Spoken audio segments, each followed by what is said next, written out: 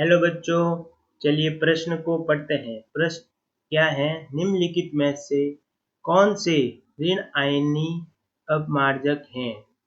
इसमें ये 4 विकल्प दिए गए ए बी सी डी। इनमें से आपको ऋण आयनिक अपमार्जक बताना है।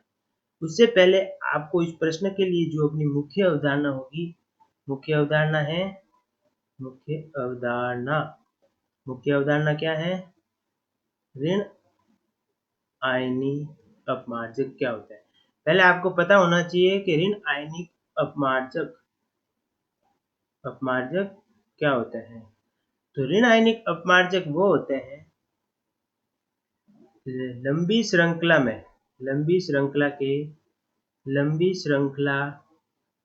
के एल्कोहल व हाइड्रोकार्बनों के जो सल्फोनिक अम्ल होते हैं, अम्लों के व्युत्पन्न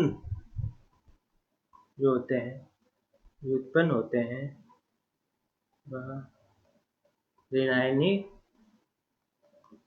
अपमार्जक होते हैं। ऋण आयनिक अपमार्जक। अब देखिए, ऋण आयनिक अपमार्जक क्या होते हैं वो आपको समझ में आ गया होगा। अब ये कैसे बनते हैं ये आप जल्दी से समझा देता हूं मैं आपको।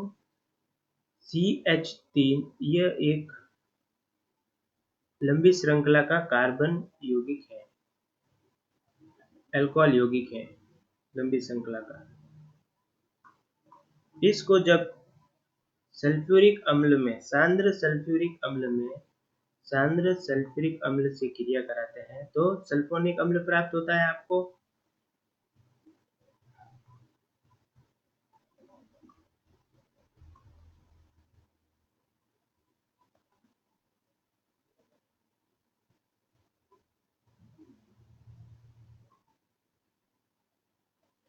इसका जब आगे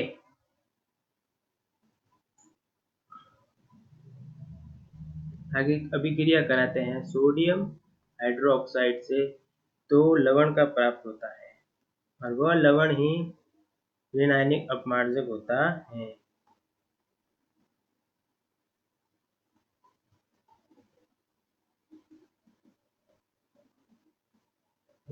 और सोडियम धनात्मक, यही क्या होता है?